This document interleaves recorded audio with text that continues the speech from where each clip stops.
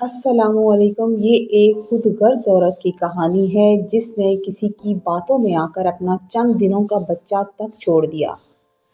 वो कहता है कि मेरी शादी जिस लड़की से हुई थी मुझे लगा था कि वो मेरे घर को जन्नत बना देगी, लेकिन उसके बरक्स उसने मेरे सुकून को आग लगा के रख दी। मैं एक मेहनती और सादा मिजाज इंसान था। मेरे लहजे में और मेरी बातों में कोई बनावट नहीं थी, लेकिन उसके नज़दीक मेरी कोई कदर नहीं थी क्योंकि मैं उसकी तरह बहुत ज़्यादा पढ़ा लिखा नहीं था।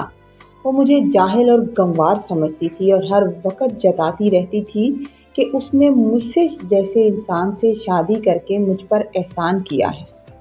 वो घर के किसी काम को हाथ लगाना भी अपनी तौहीन समझती थी और दिन भर किसी मलका की तरह सोफे पर बैठी रहती थी। अगर मैं कभी प्यार से उसे समझाने की कोशिश करता, उसे बताता कि ये चीज़ गलत नहीं है, प्लीज़ घर में सबकी बातों का या सबके होने का ख्याल किया करो, तो वो उल्टा मुझ पर ही बरस पड़ती और मुझसे इस तरह ज़ोर ज़ोर से बात करती कि सब सुनते ऐसी बदतमीज़ी करती कि मैं अपना सा मुँह बनाकर रह जाता था। उसकी तलखी का सबसे ज़्यादा निशाना मेरी बूढ़ी माँ और मेरी मासूम बहनें बनती थी। वो मेरी माँ की किसी बात का सीधा जवाब नहीं देती थी। अगर वो किसी बात पर उससे सवाल करती या पूछती तो वो इतनी बदतमीज़ी से जवाब देती कि वो खामोश हो जाती। मेरी बहनें यानी अपनी नंदों को तो उसने नौकरानियों से भी बदतर समझ रखा था।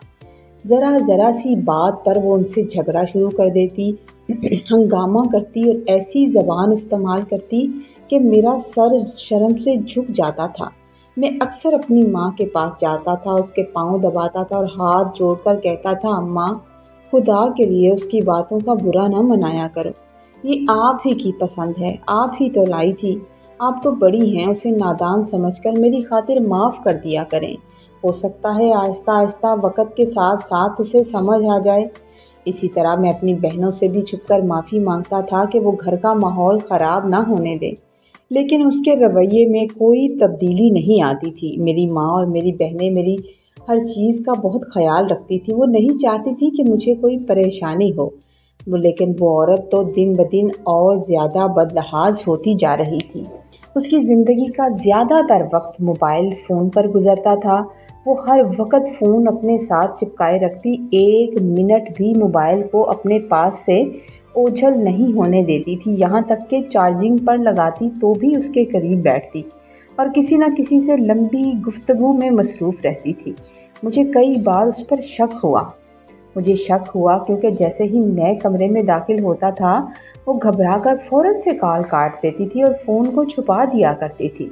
और जब मैं उससे पूछता कि इतनी देर किससे बातें कर रही हो, तो वो बड़ी ढिठाई से जवाब देती कि मैं अपनी अम्मा से बात कर रही थी या अपनी बहन से मशवरा कर रही थी। क्या मैं अपने घर वालों से भी बात नहीं कर सकती?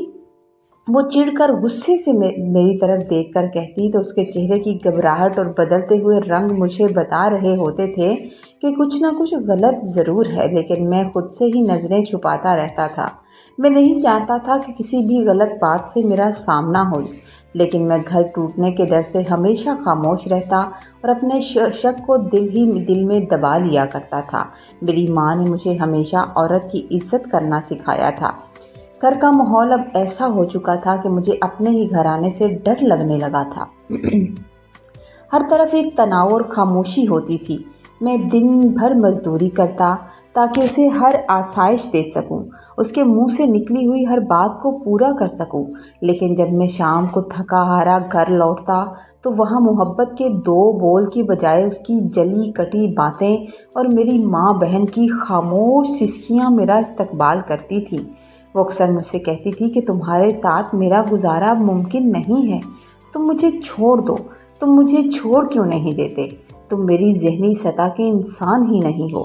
मैं उसकी बातों पर तड़प कर रह जाता था, लेकिन फिर भी अपनी माँ और बहनों की खातिर उसे बर्दाश्त कर रहा था, क्योंकि मेरी माँ ने मेरी शादी बड़े चाव और बड़े अरमान से की थी।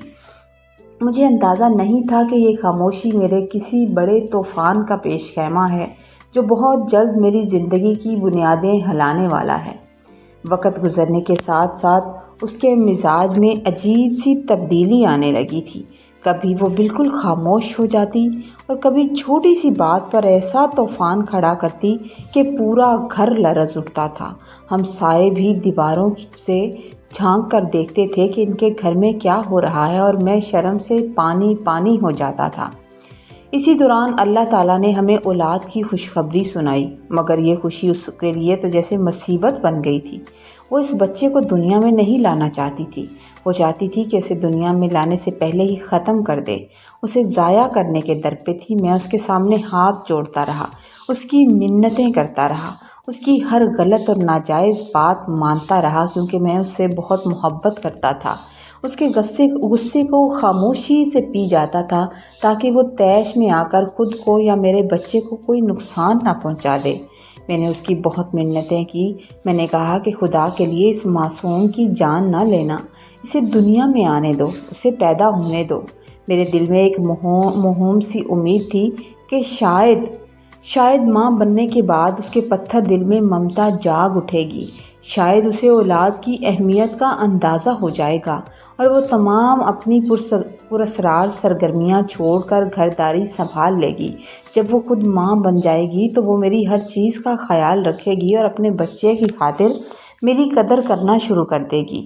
آخر اللہ نے ہمیں ایک نہایت خوبصورت بیٹے سے نوازا۔ مجھے لگا کہ اب میری زندگی کے اندھیرے چھٹ جائیں گے، لیکن اس عورت کے ارادے تو کچھ اور ہی تھے۔ اسے جیسے صرف اپنی طبیعت بہتر ہونے اور اس بچے کے دنیا میں آنے کا انتظار تھا، جیسے اسے وہ بچہ کوئی مصیبت لگ رہا تھا جس سے وہ چھٹکارا پانا چاہتی تھی۔ ابھی بچے کی پیدائش کو مشکل سے صرف 2 ہفتے ہی گزرے ہوں گے کہ ایک دن جب میں کام سے واپس آیا تو گھر کا منظر دیکھ کر میرے پیروں تلے سے زمین نکل گئی۔ وہ اپنا تمام ضروری سامان سمیٹ کر خاموشی سے گھر چھوڑ کر جا چکی تھی، اور وہ ایک ماں کے معصوم بچے کو تڑپتا چھوڑ کر چلی گئی تھی، جس کے لیے میں نے اتنی دعائیں مانگی تھی۔ اور اس کی بے وفائی اور سنگ دلی میرے لیے بے شک ناقابل برداشت تھی، لیکن میں برداشت کرتا رہا، اسے اپنے آنے والے بچے کے لیے۔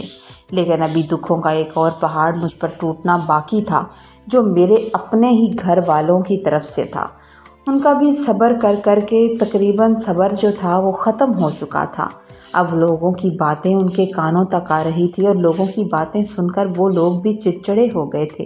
میری ماں اور میری بہنوں کا غصہ تو اب آسمان کو چھونے لگا تھا۔ میری ماں نے تو یہاں تک کہہ دیا تھا کہ ہم نے تمہیں 50 بار کہہ دیا تھا کہ اس بدلحاظ عورت کو چھوڑ دو۔ جب وہ اپنی منہ سے کہتی تھی کہ مجھے چھوڑ دو تو تم چھوڑ دیتے۔ ہم سے غلطی ہو گئی، لیکن تم اس میں عقل کے آنے کی امید میں اسے برداشت کرتے رہے۔ عقل آنے کی امید میں تم اسے برداشت کرتے رہے کہ کب جا کے اسے عقل آئے گی، اور ہمیں بھی اس کی بدتمیزیوں کی سزا دیتے رہے۔ اب اس بچے کو اس گھر میں کوئی جگہ نہیں ہے۔ میری ماں نے اتنا سخت لہجہ استعمال کیا اور اتنے سخت لہجے میں کہنے لگی کہ ہم تو ذرا برابر بھی ہمیں یقین نہیں کہ یہ تمہارا خون ہے۔ اسے ابھی کے ابھی لے جاؤ اور کسی یتیم خانے میں دے آؤ۔ وہ عورت اب تمہاری زندگی سے چلی گئی، خود کو سنبھالو۔ ہم اس عورت کی نشانی کو اس چھت کے نیچے ایک پل نہیں دیکھنا چاہتے۔ میں چاہتی ہوں کہ میرا بیٹا نارمل زندگی کی طرف آئے، اور میں جلد ہی تمہاری شادی کر دوں گی۔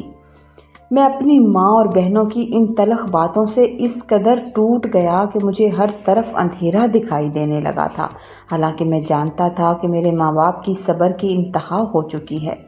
جس بچے کو میں نے اپنی محبت کا سہارا سمجھا تھا، جسے ایک امید سمجھا تھا کہ جب وہ اس دنیا میں آئے گا تو میری بیوی سدھر جائے گی، جب ایک ماں بنے گی تو خود کو پہچانے گی، مجھے پہچانے گی اور میرے بچے کا بھی خیال رکھے گی، لیکن میری وہ امید ختم ہو گئی تھی۔ گھر کے اندر کے زخم کیا کم تھے کہ باہر والوں نے میرا جینا دوبار کر دیا۔ لوگ راستے میں مجھے روک لیتے، راستے میں روک کر تانے مارتے، اور کبھی تو طرح طرح کے غلط سوال کرتے۔ کوئی کہتا کہ کیا وہ کسی سے ملنے جاتی تھی؟ کیا تم نے اسے کبھی کسی کے ساتھ دیکھا تھا؟ کیا یہ بچہ تمہارا ہے؟ ان زہریلے سوالوں کو سن کر میری نظریں شرم سے جھک جاتی تھیں، اور میرے پاس کسی کو دینے کے لیے کوئی جواب نہیں ہوتا تھا۔ ہر طرف سے ملنے والی تذلیل، ماں کی نفرت اور سماج کے طعنوں نے میرے اعصاب شل کر دیے تھے۔ میں سوچنے سمجھنے کی صلاحیت سے بھی آزاد ہو چکا تھا۔ ایک دن جب دکھ اور بے بسی میری انتہا کو پہنچ گئی تو میں نے بوجھل دل سے اور روتی ہوئی آنکھوں کے ساتھ اس معصوم جگر کے ٹکڑے کو اٹھایا تھا اور لے جا کر یتیم خانے دے دیا تھا۔ اسے وہاں چھوڑتے وقت مجھے ایسا محسوس ہو رہا تھا جیسے میں اپنے ہاتھوں سے اپنا دل نکال کر وہاں رکھ آیا ہوں۔ میں مجبور تھا، میں اس معصوم بچے کو نہیں پال سکتا تھا، جبکہ میری ماں بہنیں اس بچے کو گھر میں رکھنے کو تیار نہیں تھیں۔ وہ نہیں چاہتی تھیں کہ اس عورت کی نشانی ہمارے گھر میں رہے۔ میرا دل دنیا سے ایسا کھٹا ہوا کہ میں سب کچھ چھوڑ چھاڑ کر سعودی عرب چلا آیا۔ میں نے یہاں دن رات محنت اور مزدوری شروع کر دی۔ میں سارا دن خود کو کام میں مصروف رکھتا تھا تاکہ میں بہت زیادہ تھک جاؤں اور کام کی تھکن میرے ذہن سے ان تلخ یادوں کو مٹا سکے۔ میں نے ہر کوشش کی، لیکن جیسے جیسے سکون تو مجھ سے روٹھ چکا تھا، ایک پل بھی سکون نہیں آتا تھا اور ماضی ذہن سے نہیں جاتا تھا۔ جب میں اپنے ساتھ کام کرنے والے لڑکوں کو فون پر اپنی بیویوں سے محبت بھری باتیں کرتے دیکھتا یا سنتا تو میرے اندر زہر بھر جاتا تھا۔ میں اکثر ان سے کہہ دیتا، تم دیکھ لینا تمہاری بیویاں بھی تمہیں دھوکہ دیں گی، وہ ضرور کسی اور سے بات کرتی ہوں گی، ضرور اس کا بھی کسی کے ساتھ چکر ہوگا۔ میری یہ باتیں سن کر وہ مجھے عجیب اور حقارت بھری نظروں سے دیکھتے اور کبھی کبھار تو مجھ پر غصہ کر جاتے، اور تب جا کے مجھے احساس ہو رہا تھا کہ میں شاید ایک نفسیاتی مریض بنتا جا رہا ہوں۔ غلط سوچیں میرے ذہن سے نہیں نکل رہی، میرا دماغ ہر وقت اسی شک اور نفرت کی آگ میں جلتا رہتا تھا اور مجھے کہیں بھی قرار نہیں آتا تھا۔ ایک دن جب میری بے چینی حد سے بڑھ گئی تو میرے ایک مخلص دوست نے مجھے مشورہ دیا کہ تم عمرہ کیوں نہیں کر لیتے؟ اللہ کے گھر جاؤ، اللہ کے پاس جاؤ اور وہاں جا کر اپنے گناہوں کی معافی مانگو، اپنے دل کا سارا حال اللہ کو سناؤ، اپنے رب کے سامنے بیان کر دو، ہو سکتا ہے وہ تمہیں سکون دے دے، ہو سکتا ہے اللہ کے گھر جا کر تمہیں سکون مل جائے جو تم پوری دنیا میں تلاش کرتے پھر رہے ہو، خود کو تھکاتے ہو مگر سکون نہیں پاتے۔ میں نے اپنے دوست کی بات مان لی، اپنے دوست کی بات مانی اور عمرہ کرنے کے لیے مکہ مکرمہ چلا گیا۔ جب میں حرم پاک کی پرنور فضاؤں میں پہنچا تو میری نظر ایک ایسی عورت پر پڑی جو کعبہ کے سامنے سجدہ ریز تھی اور زاروں قطار رو رہی تھی، یہاں تک کہ روتے روتے اس کی ہچکیاں بن گئی تھی۔ وہ رو رو کر اللہ سے معافی مانگ رہی تھی اور اس کے تڑپنے کا انداز ایسا تھا کہ میرے دل میں ایک عجیب سی ہلچل مچ گئی۔ مجھے اس کی آواز کچھ جانی پہچانی سی لگی۔ میں خود بھی اندر سے بے سکون تھا تو اس عورت کی بے سکونی کو دیکھنے لگا، اور پھر اچانک سے میرے ذہن میں ایک زوردار دھماکہ ہوا کہ کہیں یہ وہ تو نہیں؟ مجھے تو اس کی آواز لگ رہی تھی۔ وہ عورت مکمل پردے میں تھی اور اس نے ایک بڑا سا گاؤن پہن رکھا تھا جس کی وجہ سے اس کا چہرہ نظر نہیں آ رہا تھا۔ ایک پل کے لیے دل نے کہا کہ وہ اتنی پردہ دار عورت کہاں تھی؟ تمہیں غلط فہمی ہو رہی ہے، مگر میں بے اختیار ہو کر اس عورت کی طرف بڑھا اور اس کے سامنے جا کر کھڑا ہو گیا کہ اسے دیکھ سکوں۔ جب اس نے سر اٹھا کر میری طرف دیکھا تو اس کی نظریں بھی مجھ پر جم گئی اور اس کی آنکھوں سے آنسوؤں کا سیلاب رواں تھا۔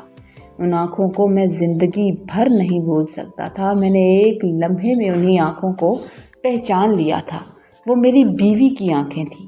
میں نے جب کانپتی ہوئی آواز میں اس کا نام لے کر اسے پکارا تو وہ گھبرا گئی اور میری آواز سن کر فوراً اٹھ کر جانے لگی۔ میں نے بھاگ کر اس کا رستہ روکا اور تڑپ کر کہا، فرا، تم فرا ہی ہو نا؟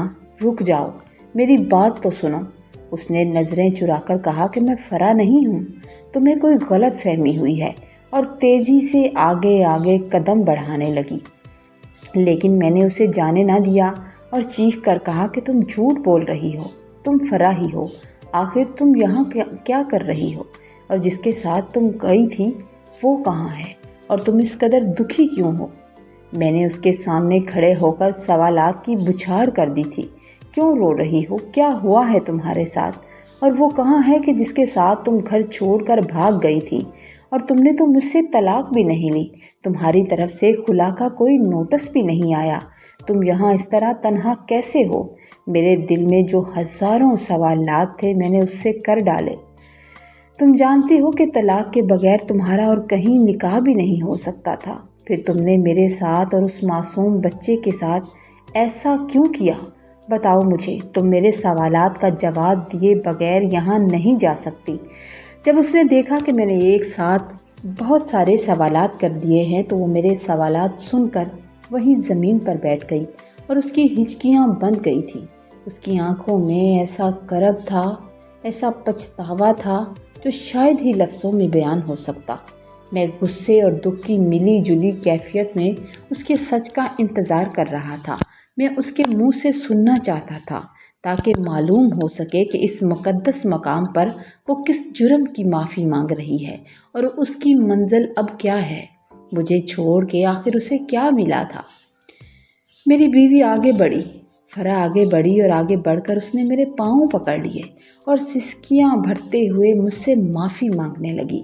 کہنے لگی، اسد، خدا کے لیے مجھے معاف کر دو، اور پھر اپنی کہانی سناتے ہوئے عجیب سے انداز میں رونے لگی۔ کہنے لگی کہ میری تم سے شادی زبردستی ہوئی تھی، میں اس شادی سے راضی نہیں تھی، اس شادی میں میرے ماں باپ کی مرضی شامل تھی مگر میری مرضی شامل نہیں تھی۔ میں نے شادی کے بعد بھی اپنے کزن سے رابطہ رکھا کیونکہ میں اسے پسند کرتی تھی، اور شادی کے بعد بھی میں اس سے رابطے میں رہی۔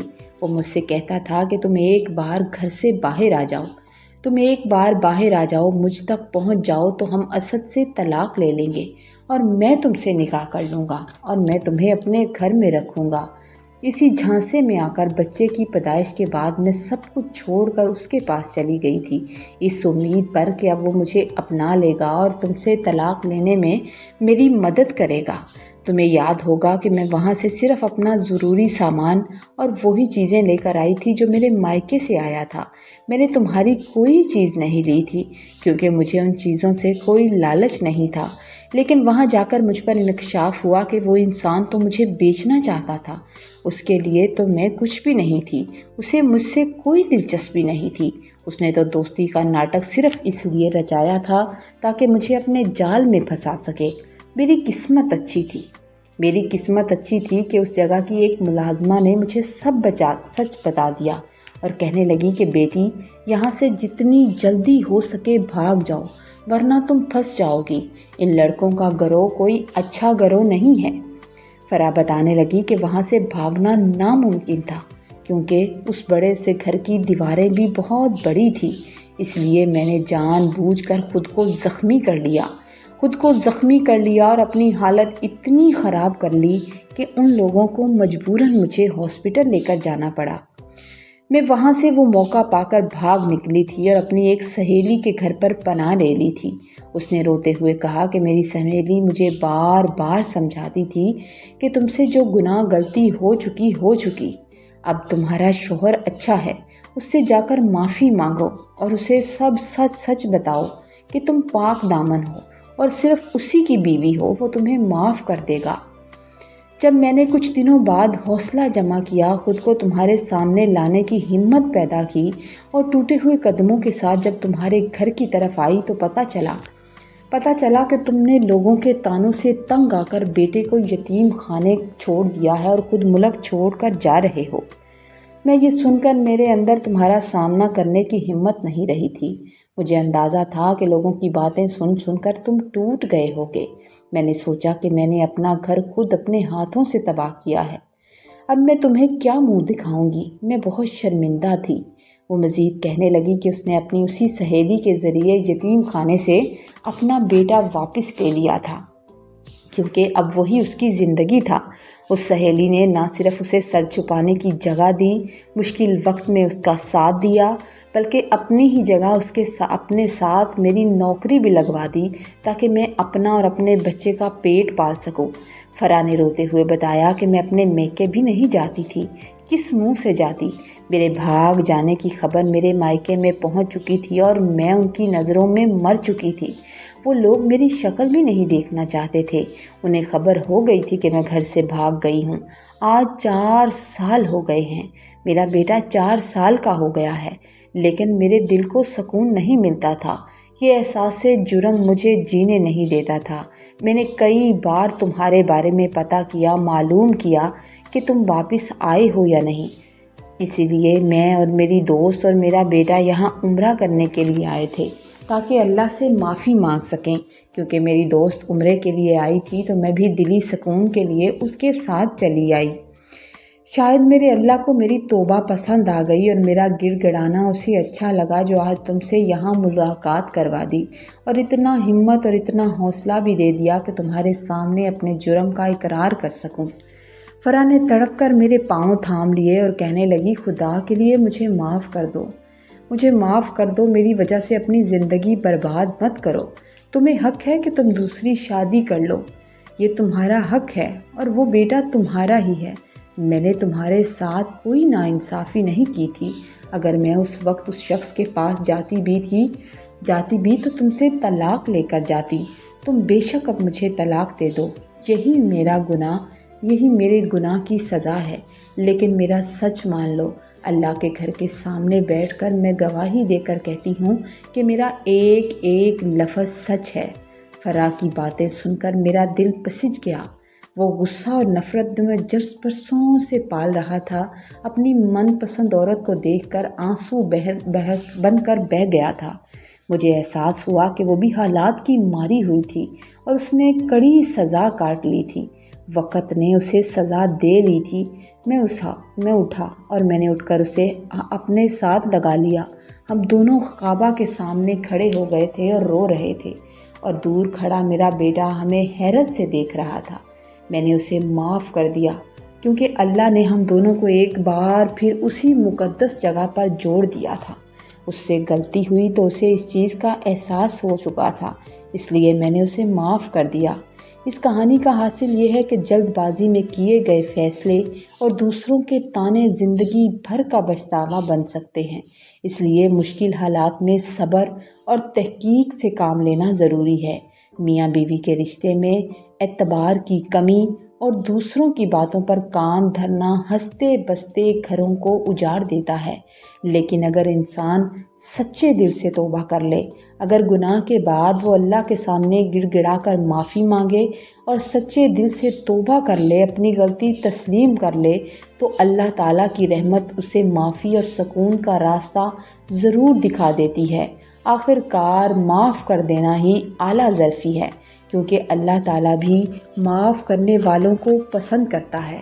स्टोरी अगर आपको अच्छी लगे तो आपने लाइक करना है, कमेंट में ज़रूर बताना है, और चैनल पर नए हैं तो प्लीज़ चैनल को सब्सक्राइब कर दीजिए। खुश रहिए, आबाद रहिए, दुआओं में याद रखिए। दुआ करने से पहले सबके दूसरों के लिए दुआ किया करें, फिर अल्लाह ताला आपके हक़ में की गई दुआ भी कबूल करता है। कोशिश करें कि दूसरों की मुश्किलात को आसान करें, उनके लिए आसानियाँ पैदा करें, ताकि अल्लाह ताला आपके रास्ते भी आसान करे। अल्लाह हाफ़िज़।